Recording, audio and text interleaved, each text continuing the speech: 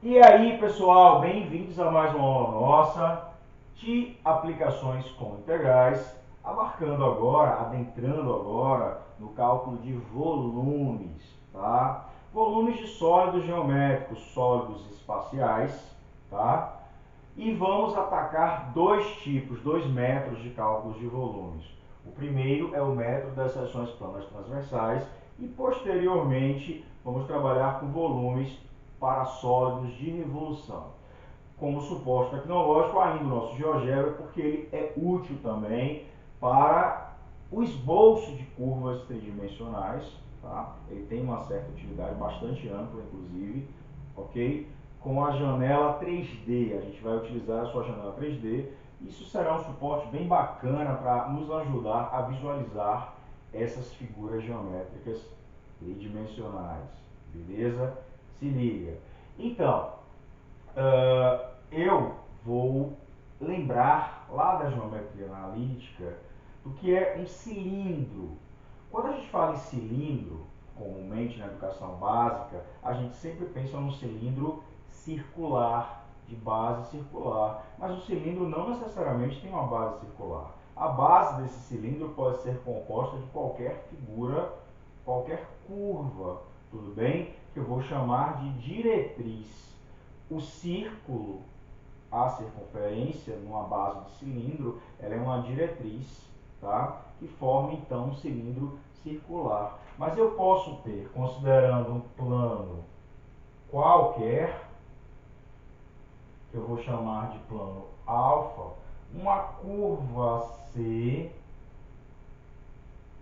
e essa curva C eu chamarei de diretriz, tá?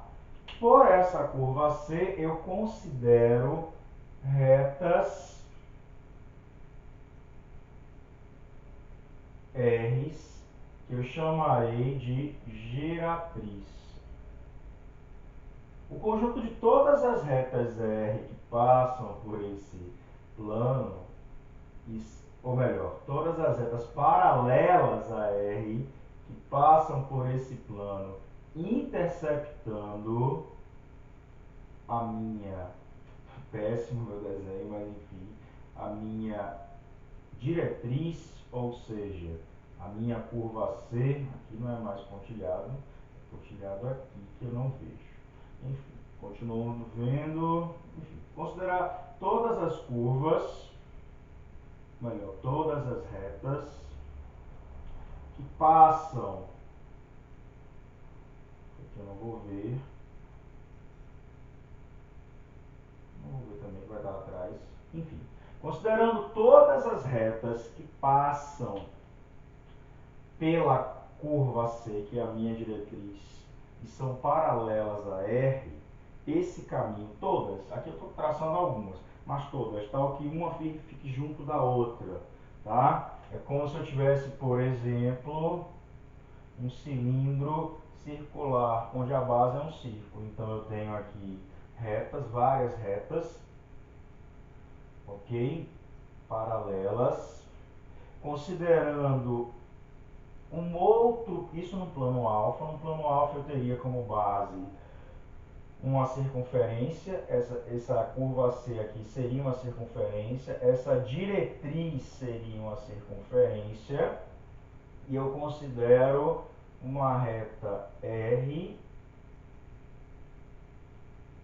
que chamarei de geratriz.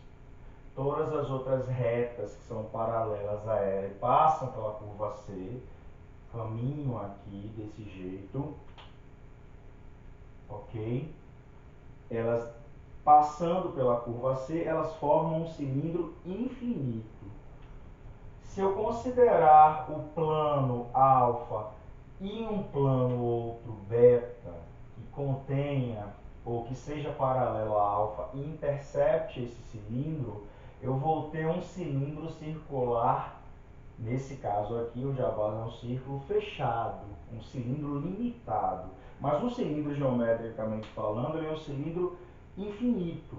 Eu considero o plano alfa, mas as retas são retas infinitas, então eu tenho um comportamento circular, no caso da minha curva ser circular, das retas, tá? E isso gera um cilindro circular infinito. Na educação básica eu não vejo um cilindro circular infinito. Eu vejo uma base e uma outra base limitando uma região espacial, e essas bases são circulares. Lá é um cilindro circular, simplesmente eu chamo de cilindro circular, que é um cilindro finito. Tem início e tem fim, tem duas bases. Então, eu também posso considerar um cilindro de base qualquer, que é uma curva qualquer, poderia ser uma parábola, poderia ser uma elipse, e aí vai. Temos cilindros parabólicos, temos cilindros elípticos, enfim. Posso considerar uma curva qualquer. Se eu tomar um plano alfa, perdão, aqui embaixo já tinha um plano alfa, se eu considerar um plano beta tal que alfa seja paralelo a beta, eu vou traçar essa mesma curva aqui em cima, não está a mesma, mas enfim. E aí eu consigo limitar, vou botar aqui que aí fica a mesma curva praticamente, aí eu vou conseguir limitar o meu cilindro. Eu vou assim obter um cilindro tal, eu não vou nomear ele porque eu não sei o comportamento dessa curva. Aqui eu chamo de cilindro circular porque o comportamento dessa curva é circular, tá? É uma circunferência, ou um círculo, por assim dizer, se eu considerar essa área total aqui. Enfim, então, eu vou ter um cilindro tal, limitado, com essa curva projetada no plano alfa e também projetada no plano beta. As duas bases desse cilindro são essas curvas, tá? Então, com isso eu vou ser capaz de indicar um volume para esse cilindro, porque ele é um cilindro limitado. Eu tenho uma curva aqui e outra curva aqui, e caminho por essa curva, que eu chamo de diretriz, retas paralelas, de tal maneira que fez como se eu tivesse vários palitos de churrasco, por assim dizer, tá? Fincados aqui no plano, caminhando. Então eu formo uma superfície cilíndrica, tá bom? Precisei dar essa informação de superfície cilíndrica, inclusive pensando numa base qualquer, tá? Que num nível maior, que é o nosso, nós precisamos expandir e não só pensar nas figuras mais triviais, como por exemplo uma circunferência.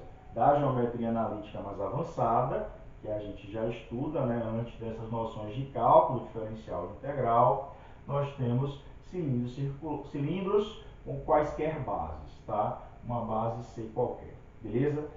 Dito isso, dadas essas informações, sim, e como eu posso calcular ainda o volume desse cilindro? Se eu tiver várias bases dessas enfileiradas, que vão do plano alfa até o plano beta, que estão distantes um certo valor h, que eu chamarei de altura. Se eu pensar num cilindro reto, tá? Estou pensando aqui, não, mas mesmo que seja um cilindro oblíquo, considerando uma certa distância que eu chamarei de h, o volume para esse cilindro ainda é a mesma ideia do volume desse cilindro circular. Eu precisarei saber a área da base, e aqui é uma base C, será a área da base vezes essa altura, que é a distância entre os dois planos alfa e beta, beleza? Fazendo isso, tendo essa área e multiplicando pela altura, como se eu estivesse empilhando essas bases, e daí eu vou obter o volume do meu cilindro, seja ele com qual base, tenha ele qual base seja, seja ele com qual base for, tá bom? Se liga. Vamos avançar para agora, com essa noção de cilindro, chegar a uma fórmula para o cálculo de volume para outros sólidos quaisquer, beleza? Vamos lá.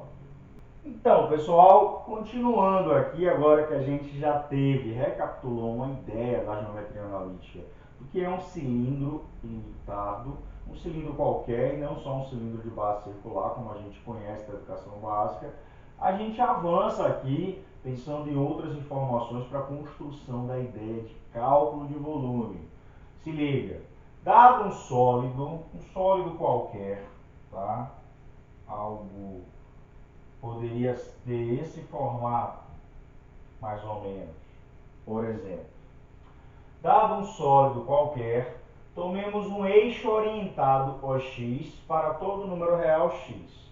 Eu estou considerando o eixo orientado OX, mas nos nossos cálculos, quando eu estiver trabalhando com 3 dimensões, eu posso tomar um eixo, seja o OX, seja o OY, ou seja o OZ, tá? Um sistema de eixos orientados, x, y e uma terceira variável, z, tá? Porque eu agora vou estar pensando em 3 dimensões. Mas a priori, suponhamos que eu considere esse eixo como x. Então eu vou tomar um eixo mais ou menos nesse posicionamento. Esse eixo está interno ao meu sólido, o sólido está aqui dentro, né? Eu tenho o meu sólido e passando por esse sólido eu vou considerar um eixo orientado OX. Por exemplo, né? O eixo x que nós conhecemos. E para todo número x nesse intervalo, o plano perpendicular a esse eixo OX. Como assim o plano perpendicular a esse eixo OX? Eu vou tomar um plano aqui, tal que ele tenha esse comportamento. Eu agora não vou ver a minha região aqui, que está atrás do plano, nem aqui. Enfim, essa região, eu cortei a minha figura, como se eu estivesse cortando a minha figura por um plano. Eu não estou vendo isso lá atrás também não. Eu estou fazendo um corte na minha figura, no meu sólido. O meu sólido é esse em vermelho. E eu estou fazendo um corte bem num local qualquer x. Eu estou fazendo um corte no local x desse eixo orientado por um plano, tá? Que é perpendicular a esse eixo x, tá? Ou seja, isto é, passando pelo ponto de abscissa x desse eixo x.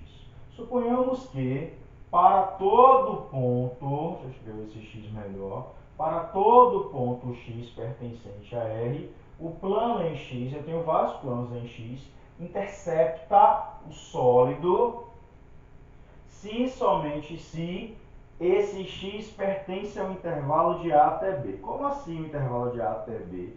Bom, se é um sólido, eu pleiteio calcular o volume dele, ele é algo limitado, tá? Então ele tem um início que eu considerarei num ponto A e um fim que eu considerarei num ponto B. Esse A e esse B são limitantes de um intervalo que está contido no eixo x. Então, eu tenho vários valores de x pertencentes a esse intervalo, e é isso que eu quero dizer. Para todo x pertencente a R, eu só vou interceptar planos se somente x, se eu estiver considerando todos os x desse intervalo. Então, eu vou começar a cortar, é como se eu estivesse fatiando o meu sólido desse ponto A até o ponto B, beleza? Se eu considerar esses x pertencentes ao intervalo de A até B, a interseção, quando eu cortar o meu sólido, que é isso que está acontecendo aqui, ó, a interseção é uma região desse plano com uma área que eu vou indicar por AX. Então, essa figura aqui, que já é gerada com o corte do plano feito no sólido, ela possui uma área e essa área eu vou chamar de A de x. Tudo bem? Então, considerando essas informações, vamos avançar. Então, pessoal, de posse daquelas informações, considerando um eixo orientado a x, um sólido qualquer S, que é essa minha figura aqui, e planos transversais que interceptem esse sólido por pontos xi qualquer, tá? Que estejam pertencentes ao intervalo AB. Se eu considerar dois quaisquer desses planos, por exemplo, o plano alfa e o plano beta, eu conseguirei formar, né, paralelos, claro, eu conseguirei formar cilindros aqui tais. Óbvio que esses cilindros geram faltas ou sobras pensando no meu sólido, tá? O volume desse cilindro obviamente não cabe totalmente no sólido, ok? Existem sobras ou falhas a depender do espaçamento dos planos que eu tome. Se eu tomar vários desses planos assim paralelos, eu vou pensar em vários cilindros, como eu pensava lá na geometria plana, no cálculo de área, vários retângulos que eu calculava a área deles abaixo de uma determinada curva. Esses retângulos tinham sobra de área ou excesso de área, como vimos lá no GeoGebra também. E aí associamos, depois de considerar vários retângulos, ao cálculo de área por integração. Aqui faremos o mesmo, porém, como estamos numa situação espacial, tridimensional, vamos pensar em qual é a figura que eu sou capaz de determinar o volume, a priori um cilindro, e um sólido qualquer, nem sempre no formato cilíndrico, eu não sou capaz de determinar o seu volume.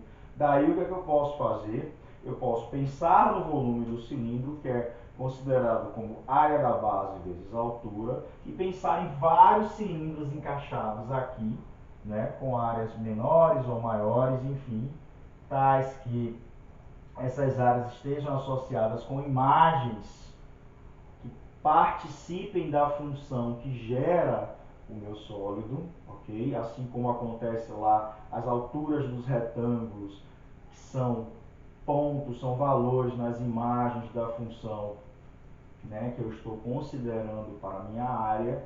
Eu estou pensando aqui também no cilindro. As suas bases, elas possuem uma área que eu vou considerar de AXI, e esses cilindros eles possuem uma altura que é uma variação, ou seja, um ΔXi, que é um xi menos um xi menos 1, né? Um ponto maior menos um ponto menor, é uma distância, tudo bem? Que eu vou chamar de ΔXi, ok? Então vou pensar em vários cilindros desses que eu acoplo um do lado do outro, e quanto menor a sua altura, mais esses cilindros se tornam o quê? Essas bases, que são simplesmente os cortes, tá? É como se eu estivesse enfileirando vários cortes.